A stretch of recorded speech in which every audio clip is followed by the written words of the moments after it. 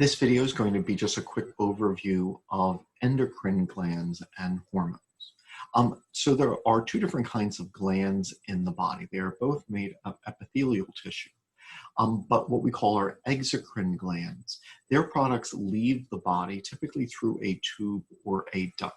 So for example, salivary glands, sweat glands, these are exocrine glands and their products leave through tubes or ducts. So we have sweat ducts, we have the parotid duct for salivary glands, we have the pancreatic duct and bile ducts, etc. But the glands that will be the topic of this video are the endocrine glands. They are making hormones, which are not leaving the body and are not passing through a duct, but rather are signals which typically then travel through the blood. Now, it is easy to underestimate the importance of the endocrine system because after all, if one were to weigh all of the glands of the body, the endocrine glands, they don't weigh a lot. So the pituitary gland, the thyroid gland, the parathyroid gland, the adrenal glands, etc. They don't weigh a great deal. But that being said, hormones don't just come from glands. So there are endocrine glands whose primary function is to make hormones, like the pituitary gland, like the thyroid gland, the parathyroid glands, etc. However, hormones can be made other places. Is the heart a gland? No. Does it make hormones? Yes. Are the stomach or small intestines endocrine glands? No. Do they make hormones? Yes. And so the endocrine system is not just glands, whose primary job it is to make hormones, but also a diversity of endocrine cells in other organs that have another primary job. And then in addition, when we think of hormones, we're often thinking of things which travel a great distance and are hormones that we recognize, like growth hormone or insulin or estrogen, etc.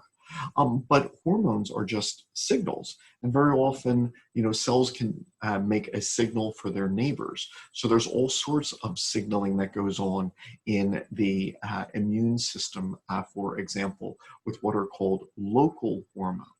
And so if one asks, well, what cells of the body are making hormones? Well, it turns out endocrine hormones are coming from lots of parts of the body, not just the few endocrine glands that exist.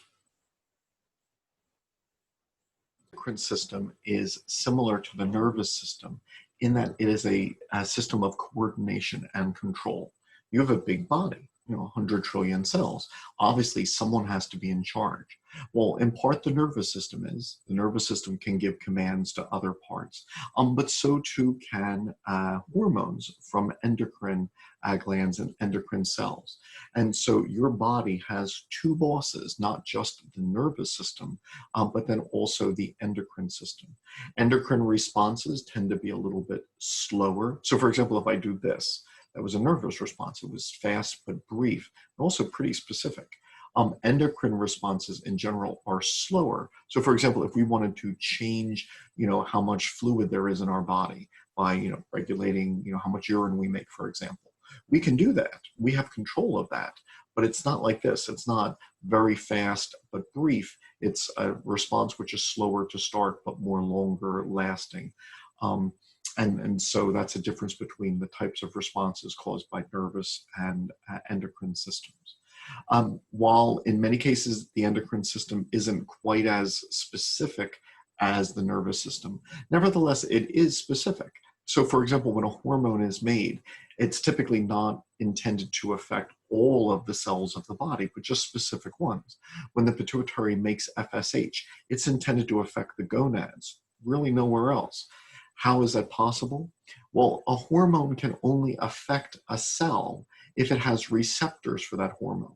So for example, if there's a smoke detector on your door and there's smoke, you will know that the smoke detector will go off. If you don't have a smoke detector, you might not know that there's smoke. So your ability to detect smoke could be determined by the detector for smoke. In the same way, your ability to detect, say, FSH is determined by the receptor. This first cell does not have a green receptor for FSH. So when the hormone is in the blood, this cell doesn't know. This cell will never respond to that hormone because it doesn't make the right receptors. Only this cell, which is called a target cell, will respond to the hormone because it makes the right receptors. So in that way, you can put a signal into your blood that only certain cells of the body respond to, because only certain cells have the appropriate receptors for that hormone. Now, further discussion of hormones could get very molecular, and we could talk about how it is that hormones act on a cell. So some act from the outside, triggering something called a second messenger inside the cell, while others, like estrogen and testosterone, literally go into the nucleus of cells, stick to the DNA, and turn on genes. So molecularly, they work a little bit differently. But because this is more of a general discussion, I think then the next step in many people's understanding of hormones is then to just go through the parts of the body that make hormones and ask, this part of the body makes these hormones and they do this. I just want to hit a couple. I have a playlist which goes through this in far greater detail. Two of the biggest parts of the endocrine system would be the hypothalamus, which is actually part of the brain, and the pituitary gland that hangs from it. And it's easy to talk about them together because they're connected. There's a unique portal system. We only have two of these in our body, here in the hypothalamus and pituitary and one in the liver, where the hypothalamus can put signals into the blood at this capillary bed, and then they come out at this capillary bed in the anterior pituitary, so that these two parts can talk directly to each other. Now, I know it sounds odd that the hypothalamus, being part of the brain and a very important part of the brain, is part of the endocrine system, but it is. And the hypothalamus actually affects hormone release in three different ways. First, the hypothalamus is the boss of, say, your fight or flight response, whether you're going into the emergency mode or whether you're at rest. And when you go into the emergency mode, you release epinephrine, the signal which then is also called adrenaline, which increases heart rate and gets you ready to run or fight, etc. So the hypothalamus is the boss of when the epinephrine, which might be raising heart rate, is released into the blood. So that's one way that the hypothalamus can affect hormone release. The second way is that the hypothalamus, because of that portal system, can then control hormone release from the pituitary gland. When does the pituitary gland start or stop making growth hormone? When the hypothalamus tells it to. When does the pituitary start or stop making FSH? When the hypothalamus tells it to. So the hypothalamus makes hormones like growth hormone releasing hormone, which tells the pituitary to start making growth hormone, or growth hormone inhibitory hormone, which tells the pituitary to stop. And so the hypothalamus, that is a second way in which it controls the release of hormones. A third way is that the hypothalamus makes many hormones on its own, which then leave the hypothalamus and travel through nerve axons to the posterior pituitary, where they are released. So ADH, which affects blood pressure and how concentrated our urine is made in the hypothalamus and released from the posterior pituitary. And then also oxytocin, which is the hormonal signal for the uterine contractions of childbirth, for milk ejection and lactation, but also for orgasm, for the positive feelings that one feels in social settings with individuals that you trust. Oxytocin is an important signal. It is made in the hypothalamus and is released from the posterior pituitary. There are many other hormones made in the hypothalamus as well, especially some which are involved in weight gain and metabolism. So the hypothalamus has roles on deciding, are we hungry or not? Are we thirsty or not? How high should our metabolic rate be? And when one looks at the signals which are produced in the hypothalamus, which have roles in this, it's quite a lot of signals. So the hypothalamus, while it is part of the brain, is certainly a very important part of the endocrine system as well. The anterior pituitary is different from the posterior pituitary. They have different embryological origins, so we treat them separately. And the anterior pituitary is an important region for hormone production. So it makes hormones like growth hormone. It makes prolactin, which stimulates milk production in mammary glands, in addition to other functions. And then the anterior pituitary is often referred to as the master gland because it makes hormones such as TSH, which controls the thyroid. So as we try to, regulate the activity of this gland, it turns out the pituitary tells it what to do. Of course, interestingly, the hypothalamus tells the pituitary what to do. The pituitary sends messages to the gonads through FSH and LH, which govern their activity, both the making of gametes and the releases of hormones such as estrogen, progesterone, and testosterone. The pituitary controls the adrenal glands. And so the pituitary gland, once again, sometimes called the master gland, because it makes hormones which then regulate the hormones released from other glands. The thyroid gland surrounds the larynx, and it makes two kinds of hormones. One set of hormones like thyroxine and T4. I'm sorry, thyroxine and T3. Thyroxine is T4. These increase our metabolic rate. We use this to keep warm. All right, so the way that we can regulate our body temperature and always have the same temperature, unlike, say, a reptile, is that when we're cold, we release hormones which tell our body to do things which warm up. So these thyroid hormones are important for that, and are also very important during embryonic development in childhood for the normal development of the nervous system, the muscular system, the skeletal system, etc. So a child who doesn't make enough thyroid hormones would need to supplement those, to develop normally. Also, however, and so obviously we can be warmer than our environment, and the reason for that is the thyroid glands would send messages to muscle, to contract or maybe even to shiver when we are cold. The thyroid gland and then also the little nodules called parathyroid glands, which are inside the thyroid gland, they make additional hormones which regulate how much blood calcium you have. Calcium is a very important signal, but as a result, fluctuations are dangerous. So if your blood calcium goes up by about a third or goes down by about a third, you can die. And so the way that we make sure that our blood calcium doesn't go up is that if our blood calcium is too high, the thyroid gland makes calcitonin, which brings blood calcium levels down. If our blood calcium is too low, then the parathyroid glands behind the thyroid, they make the hormone parathormone, which bring the blood calcium back up again.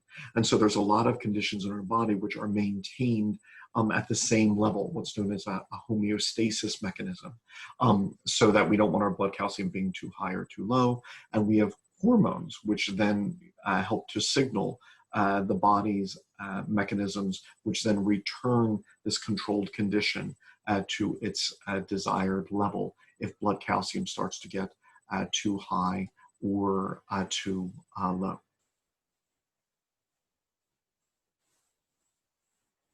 Our kidneys, we possess adrenal glands. During an emergency, that epinephrine comes from the middle of the adrenal gland, known as the adrenal medulla. And then we also have a number of hormones made in the outer layers, the cortex. These include both androgens, which promote hair growth and sex drive in both men and women, cortisone and cortisol, which are glucocorticoids, not only not only inhibiting inflammation, but also having a role in the stress response. And a lot of the things that we don't like about chronic stress, such as weight gain, are mediated through the glucocorticoids. And then there's a few other hormones like those which help to regulate salt levels in the body. This is so important, our stress responses, that we very often refer to the HPA axis, because the hypothalamus sends commands to the pituitary, which then sends commands to the adrenal glands, which then help mediate the stress response. And since so many negative aspects can result from a stress response which isn't controlled, or through chronic stress, like weight gain, or becoming more vulnerable to illness, that the HPA axis is often important for us to consider clinically. There are many other parts of the body which make hormones. So the thymus, which is just deep to the sternum, this makes hormones which are important in our immune function. We have hormones made from the heart, which help to control fluid levels, or from the kidneys. Erythropoietin promotes the formation of red blood cells. Our brain not only has hormones being released from the hypothalamus, but also from another section called the pineal gland, which makes the hormone melatonin at night. This is really important because it helps serve as a biological clock, so that the cells of your body know whether it's daytime or nighttime. And so many important things happen at night, like we promote the functioning of our immune system, et cetera. So if you're not getting enough sleep, or if you're working shift work, like working all night and then trying to catch some sleep during the day where it's light out, this will affect melatonin production from the pineal gland, which is a part of the brain. And so once again, at a certain point, a discussion of the endocrine system becomes essentially just a list where you kind of run through different parts of the body and the hormones which are made. Now, this list is surprising because, as I said, the heart makes hormones, the digestive system makes hormones, certainly many hormones involved in reproduction, but even cells like fat makes hormones, adipose tissue.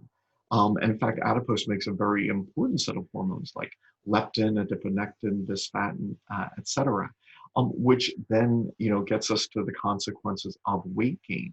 Because if adipose cells are signaling the rest of the body, then in our modern world, as we tend to gain more adipose than we should, that means then that we are sending signals to white blood cells, to our reproductive system, signals which affect predisposition to heart disease that we don't intend to. And so, there's all of these interesting aspects involving hormones. One last comment is that while we certainly want to make hormones in the body, another question that comes up is, how much of a hormone are you making? So it's not just a question of making hormones, but how much and from where. And so if one were to ask, why do I have this health problem? Why does my patient have this health problem? Sometimes the answer is that the patient has a hypersecretion of a hormone. So they're making hormones, but they're making too much of a hormone, or other clinical conditions would be a hyposecretion, making too little of a hormone. So as we consider, once again, the endocrine system and its role in health, we need these hormones, but we also then need the right amount being made at the right sites. And so once again, hypersecretions and hyposecretions are causes of clinical problems and diseases. So once again, this was a quick overview. These videos and this playlist and some that I didn't point out here, they go into these concepts in greater detail if you're interested.